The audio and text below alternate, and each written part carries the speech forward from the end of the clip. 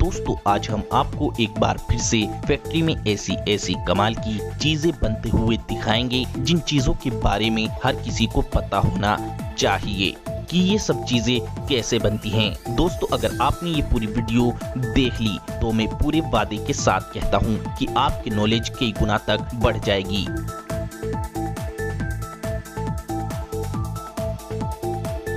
दोस्तों हमने ये वीडियो बहुत ही ज्यादा कड़ी मेहनत कर बनाई है, इसीलिए सभी दोस्त इस वीडियो को अभी एक छोटा सा लाइक जरूर कर दें और वीडियो को पूरा आखिर तक जरूर देखें।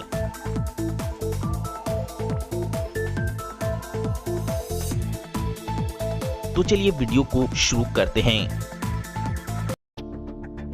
Shampoo factory making. दोस्तों लड़का हो या लड़की, बच्चा हो या बूढ़ा, हर कोई अपने बालों की गंदगी साफ करने के लिए और अपने बालों को अच्छे से अच्छा बनाने के लिए शैम्पू का इस्तेमाल करता है। लेकिन दोस्तों इस बात का किसी को भी पता नहीं होता है कि आप जिस शैम्पू का इस्तेमाल अपने बालों को अच्छा बनाने के लिए कर रहे हैं, क्या ये शैम्पू आपके बालों को नुकसान पहुंचाएगा या नहीं। इसीलिए दोस्तों शैम्पू इस्तेमाल करने से पहले ये पता होना चाहिए कि ये नुकसान पहुंचाएगा या फायदा। दोस्तों शैम्पू फैक्ट्री में कैसे बनता है सभी को पता होना जरूर चाहिए। दोस्तों शैम्पू बनाने के लिए सबसे पहले एक बड़े से मिक्सर में पानी भरकर इसमें cetyl alcohol, citric acid, shampoo को रंग देने के लिए पिगमेंट्स और यूरिया डालकर अच्छे से मिक्स कर दिया जाता है। फिर एक कन्वेयर बेल्ट पर शैम्पू की बोतलों को रखा जाता है और आगे भेजा जाता है। फिर इन बोतलों में शैम्पू भरकर इन शैम्पू भरी हुई बोतलों को कन्वेयर बेल्ट के जरिए आगे भेजा जाता है। फिर इन बोतलों पर ढक्कन लगाकर इन्हें बंद कर दिया जाता है और इन्हें आगे भेजा जाता है। फिर कंपनियां इन शैम्पू की बोतलों पर अपनी अपनी कंपनियों के छपे हुए कागज और मोहर को इन बोतलों पर चिपका देती हैं। इस तरीके से शैम्पू को फैक्ट्री में तैयार किया जाता है।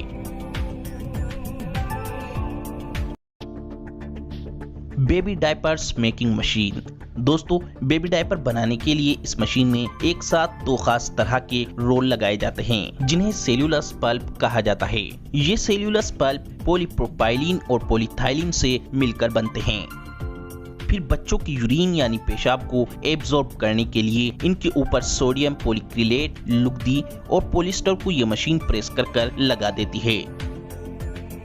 फिर जब ये मशीन इन्हें एक डायपर्स का आकार दे देती है तो इनके एक एक पीस कर ये मशीन कन्वेयर बेल्ट के जरिए इन डायपर्स को आगे भेजती है। जहां पर काम शुरू होता है इन डायपर्स को पैकिंग करने का। फिर इन डायपर्स को पैक करने के बाद मार्केट में भेज दिया जाता है। Foundation factory making. दोस्तों फाउंडेशन लड़का हो या लड़की, हर कोई अपने चेहरे का रंग गोरा करने के लिए इस्तेमाल करता है। दोस्तों आपको ये तो पता ही होगा कि फाउंडेशन से रंग एकदम काफी ज्यादा गोरा हो जाता है। लेकिन क्या आपने कभी सोचा है इससे रंग गोरा क्यों हो जाता है? तो चलिए इसीलिए आपको बताते हैं कि ये फाउंडेशन कैसे बनता है। दोस्तों फाउंडेशन बनाने के लिए सबसे पहले एक बड़े से मिक्सर में पानी डाला जाता है। फिर इसमें zinc oxide powder, aloe vera gel, चावल का आटा, कोकोआ पाउडर और क्ले पाउडर को डालकर इसे मिक्स कर दिया जाता है। फिर इसमें शी बटर डालकर फिर से इसे मिक्स किया जाता है और अब ये बनकर पूरी तरह तैयार हो जाता है। फिर दोस्तों इसमें रंग को स्किन के हिसाब से कम ज्यादा गोरा करने वाला केमिकल डालकर इसे अच्छी तरह मिक्स कर दिया जाता है। अब इस फाउंडेशन को ऐसी मशीनों में भरा जाता है जो एक पिचकारी की तरह काम करती है। ये मशीन फाउंडेशन को फाउंडेशन के बॉक्स में बड़ी ही फिनिशिंग के साथ भर देती है। फिर इसके पीछे के हिस्से को ये मशीन प्रेस कर बंद कर देती है। फिर इनके ऊपर ढक्कन लगा दिए जाते हैं। फिर इस फाउंडेशन के पैक को एक गत्ते के बॉक्स में पैक करा जाता है और आखिर में मार्केट में भेज दिया जाता है।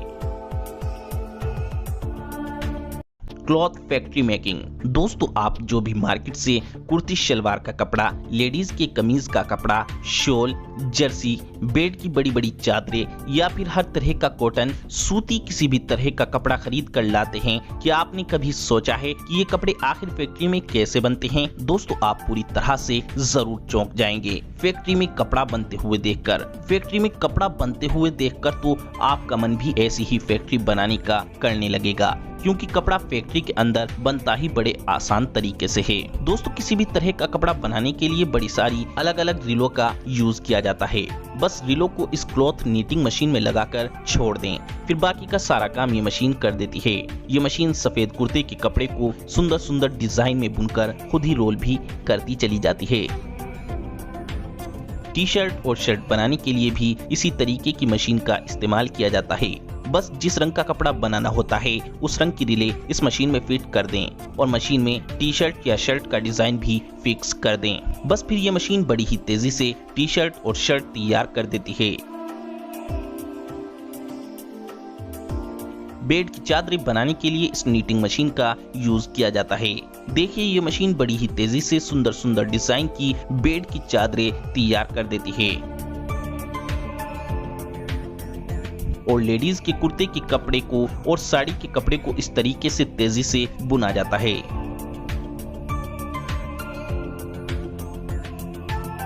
और दोस्तों आप खुद अपने घर पर जर्सी, स्वेटर, किसी भी तरह का गर्म कपड़ा इस छोटी सी नीटिंग मशीन से तेजी से सुंदर सुंदर डिजाइन के रूप में बुन सकते हैं। Fair and Lovely cream making process. दोस्तों क्या आपको पता है कि फैक्ट्रियों में फेयर एंड लवली क्रीम कैसे बनती है?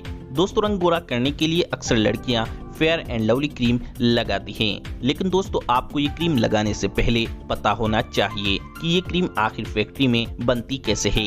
दोस्तों फेयर एंड लवली क्रीम बनाने के लिए कई चीजों की जरूरत पड़ती है। Distilled monoglycerides, citric acid, cetyl alcohol, stearyl alcohol, butylated hydroxytoluene, Carbopol, glycerine, mineral oil, methyl paraben, aloe vera और वाटर।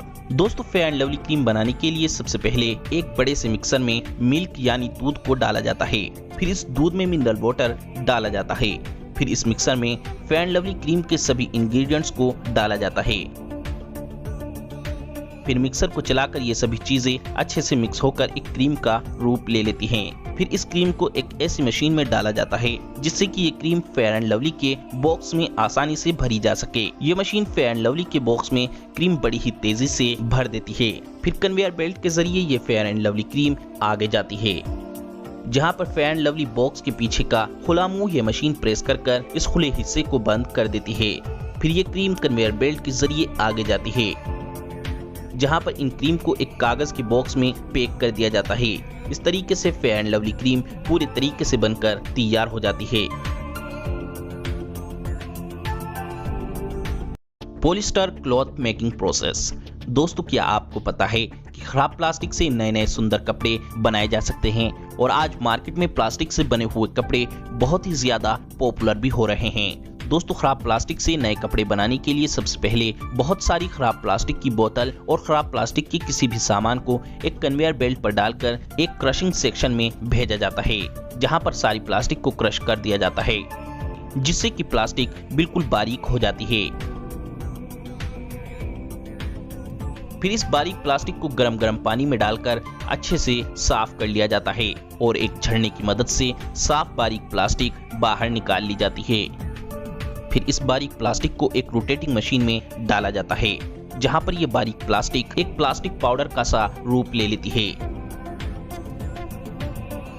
फिर इस प्लास्टिक पाउडर को इस मशीन में डालकर प्लास्टिक पाउडर को एक लंबे लंबे और मोटे मोटे धागे के रूप में बदल दिया जाता है। फिर इन धागों को एक रील की तरह रोल कर दिया जाता है। फिर इन सारी रीलों को मिलाकर इस मशीन के जरिए एक बड़ा सारा कपड़ा बुना जाता है। इस तरीके से खराब प्लास्टिक से एक नया कपड़ा तैयार हो जाता है। Honey factory making.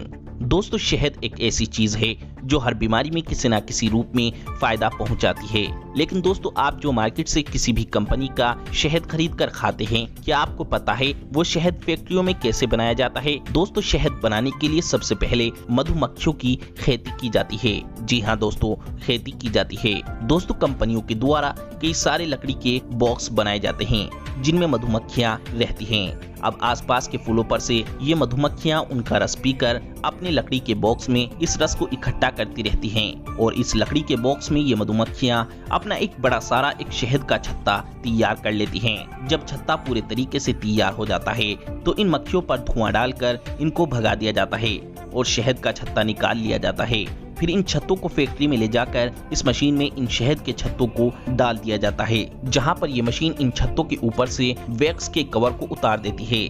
अब बाकी के बचे हुए हनी एक्सट्रैक्टर वाले हिस्से को इस घुमावदार मशीन पर लगाकर सारा शहद निकाल लिया जाता है। फिर शहद को कांच की बोतल में भर दिया जाता है और बोतल के ऊपर ढक्कन लगाकर कंपनियां अपनी अपनी मोहर बोतल पर चिपका देती हैं। इस तरीके से फैक्ट्री में शहद तैयार किया जाता है। और हाँ दोस्तों, सबसे जरूरी बात, हमने ये वीडियो बहुत ही ज्यादा कड़ी मेहनत कर बनाई है, इसीलिए हमारी मेहनत का फल आपका वीडियो को लाइक करना है। दोस्तों, आपके वीडियो को लाइक करने से हमें खुशी मिलती है, जिससे हम आपके लिए अच्छी से अच्छी वीडियो बनाने की कोशिश हमेशा करते रहते हैं। तो दोस्तों, वीडियो को लाइक करें, शेयर करें और चैनल को सब्सक्राइब करके घंटी को जरूर दबाएं।